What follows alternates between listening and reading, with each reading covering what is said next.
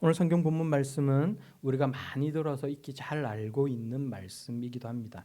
예수님께서 십자가에 달려 죽으시고 부활하신 다음에 일어난 일이 오늘 우리가 본문 속에 나오는 성경 본문 가운데 나오는 이 이야기 아닙니까? 베드로를 포함한 7명의 제자들은 물고기를 잡기 위해서 디베라 호수가 어디예요? 아시죠?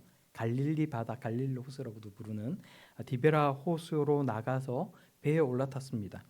제자들이 갈릴리 바다로 나가서 그물을 던진다는 것, 그것은 어떤 의미를 가지고 있고 이 사람들은 어떤 생각으로 이제 이런 일들을 한 것일까요?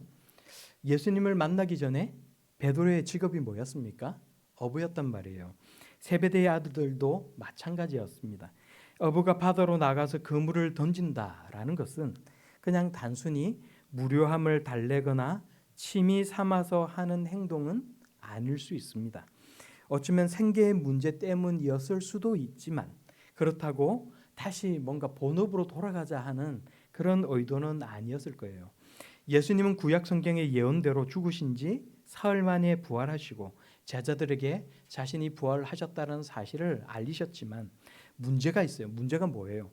제자들이 이제 자신들이 도통 무엇을 해야 할지에 대해서 갈피를 잡지 못하고 있었다는 것입니다. 예수님께서 베드로를 부르실 때 이제 어업에는 이제 그만 종사하고 복음을 전하는 일을 하라라고 말씀하셨고 예수님께서 3년 동안 무엇을 해야 할지 또 가르쳐 주셨고 또 부활하신 모습을 보여주셔서 자신이 예언된 구약 성경에 예언되어 있는 메시아 그리스도라는 사실을 나타내어 보여주셨지만 이 제자들은 어떤 사람들이었어요? 그렇다고 해서 그것을 목격하였다고 해서 그 은혜를 경험하였다고 해서 그로 용감하게 뛰쳐나가서 복음을 전할 수 있는 어떤 그런 담대한 마음도 또 의욕도 그런 사명감도 전혀 가지지 못한 상태에 있었던 사람들이었다는 것입니다.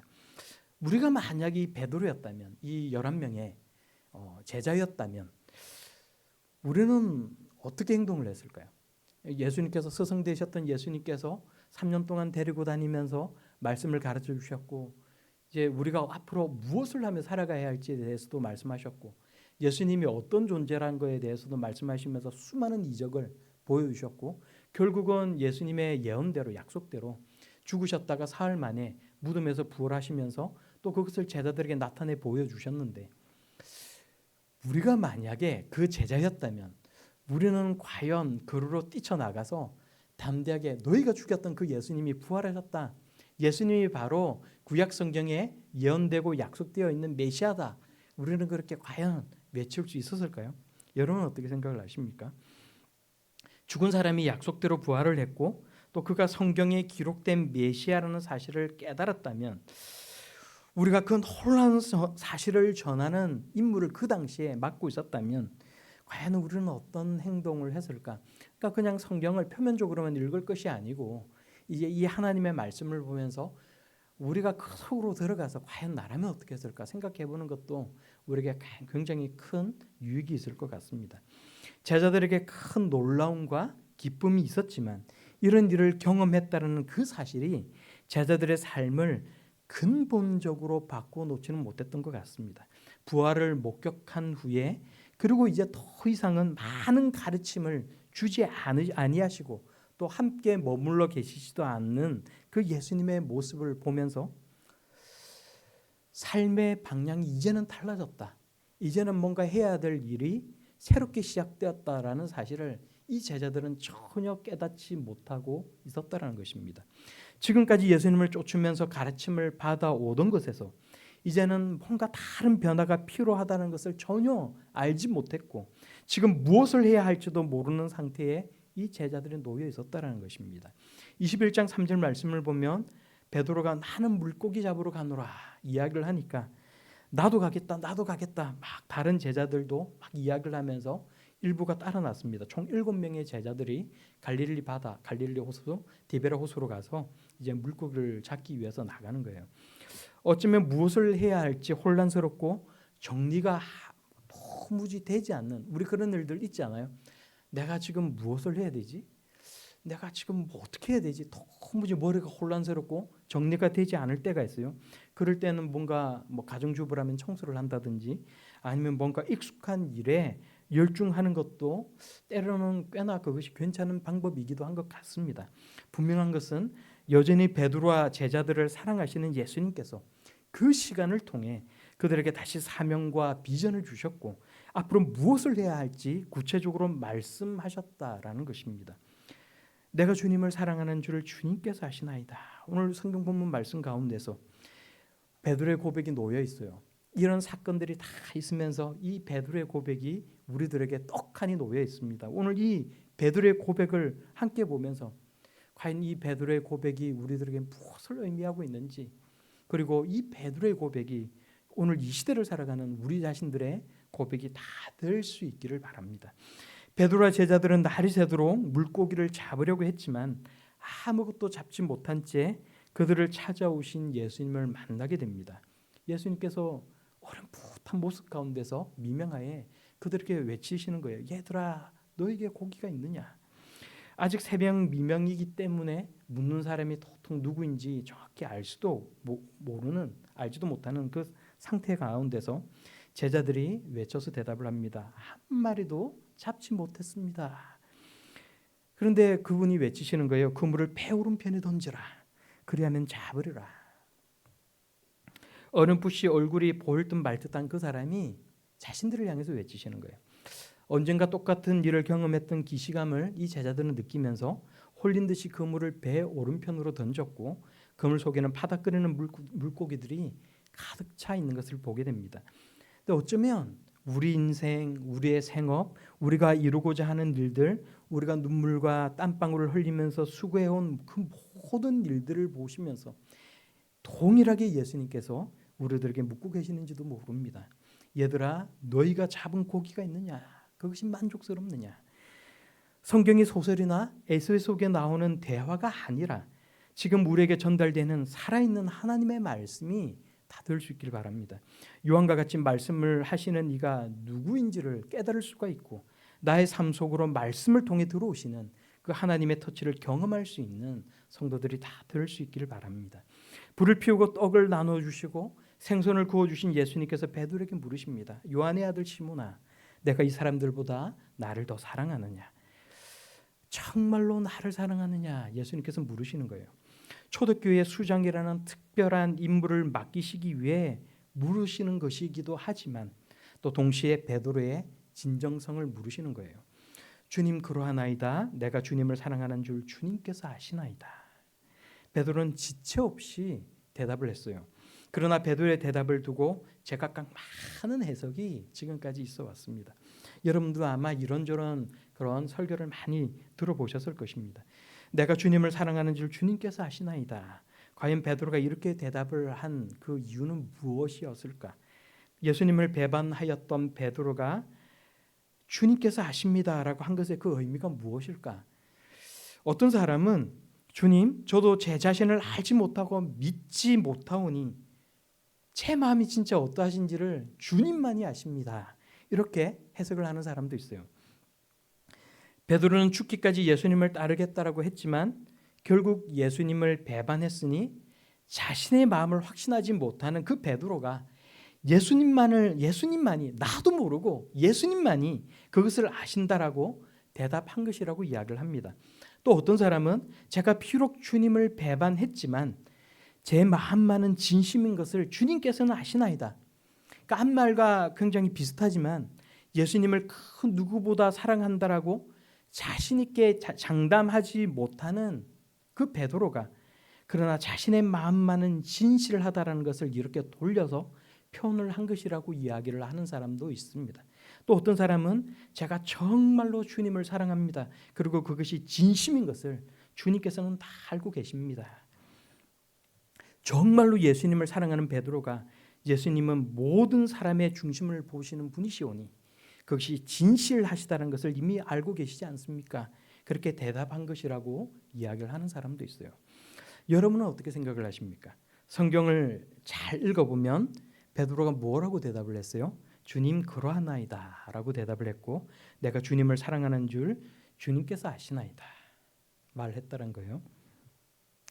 자신이 얼마나 예수님을 사랑하는지, 또 지난날에 배반이 있었고 부족하고 못난 행동을 한 자신이지만, 그러나 지금 자신을 찾아오셔서 소명을 주셨던 그날을 다시금 뜨겁게 떠올리면서 예수님을 자신이 얼마나 사랑하는지 예수님도 알고 계신다라고 대답을 하고 있는 것입니다. 그런데 이렇게 해석이 분분한 이유는 무엇이겠어요? 어쩌면 이 성경 말씀을 읽으면서 베드로의 이 대답과 이 모습을 읽는 그 사람이 자신의 과거, 자신의 감정을 그 베드로의 모습과 그 대답 속에 투영하고 있기 때문이 아닌가, 저는 그렇게 생각을 해요. 내가 베드로였다면 과연 나는 무엇이라고 대답을 했을까? 그렇다라고 내가 정말 주님을 사랑한다라고 대답하기는 내가 너무 뻔뻔하게 보이지 않을까? 나의 못난 모습을 비춰보면 과연 나는 내 마음을 정확하게 정말로 내가 지금 알고 있는 것이 맞을까? 무엇이 옳으냐를 가지고 따지면 답은 명확한 것 아닙니까? 그러나 이 성경 구절이 우리의 삶 속으로 들어와서 나의 성품과 나의 행동과 나의 감정이 그 속에 개입되게 되면 이 성경을 읽는 생각이 다 달라지는 거예요. 여러분은 정말로 예수님을 사랑하십니까? 여러분은 왜 예수님을 사랑하십니까? 네가 나를 사랑하느냐 예수님께서 물으시면 여러분은 무엇이라고 대답하시겠습니까? 오늘 이 성경 말씀을 함께 묵상하면서 먼저는 예수님을 사랑하는지, 내가 지금 정말로 예수님을 사랑하고 있는지, 혹은 내가 지금 처음 사랑을 잃어버리고 있지는 않은지 우리 자신의 모습을 돌아볼 수 있는 오늘 이 시간이 다 되기를 바랍니다. 그리고 예수님을 정말로 사랑할 수 있는 성도들이 다 될 수 있길 바랍니다. 우리 다시 한번 16절 말씀을 한 목소리로 함께 읽겠습니다. 16절입니다. 시작. 또 두 번째 이르시되 요한의 아들 시몬아 내가 나를 사랑하느냐 하시니 이르되 주님 그러하나이다. 내가 주님을 사랑하는 줄 주님께서 아시나이다. 이르시되 내 양을 치라 하시고. 아멘. 네가 나를 사랑하느냐 주님 그러하나이다. 내가 주님을 사랑하는 줄 주님께서 아시나이다. 베드로의 대답에 예수님께서 말씀하십니다. 내 양을 치라. 무엇을 해야 될지 몰라서 물고기 잡으러 나왔던 이 베드로에게 내 양을 치라 말씀하시면서 교회를 맡기시는 것, 생각을 해보면 이것이 너무나도 과분한 것 아닙니까? 그러나 이런 과분한 사랑과 신뢰가 타인을 향한 것이 아니라 만일 우리 자신에게 주어지는 것이라고 우리가 생각을 해보면 또 우리의 생각이 바뀌는 것이 우리 자신의 모습들이기도 한 것 같습니다. 하나님은 미제의 미래를 향해서 생계와 사업에 그물을 던지고 물고기를 가득 건지기를 원하는 우리에게 여전히 하나님의 교회를 맡기시고 복음의 사명을 맡기십니다. 캄캄한 바닷속을 향해 던지는 우리의 직업적인 일이 동시에 하나님의 일이 되기를 하나님께서는 원하신다는 것입니다. 우리의 직업과 가정과 우리의 삶이 동시에 내 것이라고 예수님께서는 말씀하십니다. 주님께서 우리에게 참 주님 되기를 간절히 원하신다는 것입니다. 오늘 이 말씀을 우리가 함께 읽으면서 하나님의 일을 감당할 수 있고 하나님께서 맡기신 사명을 감당할 수 있고 내가 가진 것이 내 것이라 이야기하지 않고 하나님의 것이라고 고백하며 살아갈 수 있는 저 여러분들이 다 될 수 있기를 바랍니다. 우리가 하는 그 모든 일 가운데서 제각각 할 수 있는 그 일들 가운데 하나님의 일을 열심히 하며 살아갈 수 있는 주의 백성들이 다 되기를 바랍니다. 두 번째로 오늘 성경 말씀을 묵상하면서 우리에게 사명을 주시고 세상을 이길 힘을 주시는 하나님의 은혜를 경험하는 성도들이 다 되기를 바랍니다. 베드로와 제자들은 예수님의 부활을 경험하고 난 뒤에도 겁이 나서 사람들 속으로 도로로 뛰쳐나가 예수님을 증거하지 못했어요. 그런 제자들에게 예수님은 다시 한번 사명을 맡기시면서 예루살렘을 떠나지 말고 성령을 받기까지 머물러 기도하라 말씀하셨습니다. 제자들은 마가의 다락방에서 오로지 기도에 열중했고 불같은 성령이 제자들에게 임했다는 것을 사도행전은 우리들에게 들려주고 있습니다. 성령을 받으면서 담대함이 생겼습니다. 물고기를 잡으러 나서야 했고 세상 일에 관심이 쏠렸던 제자들의 마음이 변화되었다는 것입니다. 성령께서 제자들의 생각과 관심을 근본적으로 바꿔 놓으셨어요. 성령의 불이 제자들의 마음속에 있는 욕망과 두려움을 다 태우셨고 사명을 감당할 수 있는 사람으로 변화시켜 주셨다는 것입니다. 오늘날 우리도 성령을 받아야 합니다. 성령 충만함을 경험할 수 있어야 합니다. 우리의 힘이 아니라 하나님의 능력으로 세상을 살아갈 수 있어야 된다는 것입니다. 성령 받기를 사모하고 성령 충만하게 하루하루를 살아갈 수 있는 저와 여러분들이 다 될 수 있기를 바랍니다. 배반한 베드로를 사랑하신 그 예수님, 우리가 부족해도 못나도 하나님은 여전히 우리를 사랑하시고 하나님의 일을 맡겨주시고 세상 일을, 하나님의 일을 감당할 수 있는 능력을 우리에게 주신다라고 성경은 우리에게 들려주고 있다는 것입니다.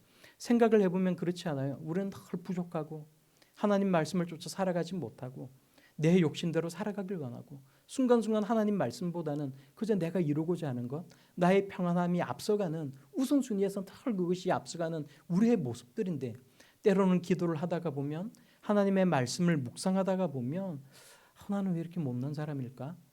이런 나를 하나님께서 여전히 사랑하실까? 생각이 들 때가 있다는 거예요. 그러나 성경을 읽어보면 로마서 말씀에 하나님의 은사와 부르심에는 후회하심이 없다라고 우리에게 들려주고 있습니다. 예수님을 3번 배반하였던 그 베드로를 여전히 사랑하시고 초대교회의 수장을 맡겨주신 그 하나님께서 여전히 오늘날 우리에게도 과분한 사랑을 베풀어 주시고 우리의 삶을 이끌어 주신다. 성경을 통해 하나님은 말씀하고 계신다라는 것입니다. 이렇게 좋으신 우리 하나님을 사랑하면서 내가 주를 사랑하는 줄 주님께서 아시나이다 고백하며 살아갈 수 있는 그런 저와 여러분들이 다 될 수 있길 바랍니다.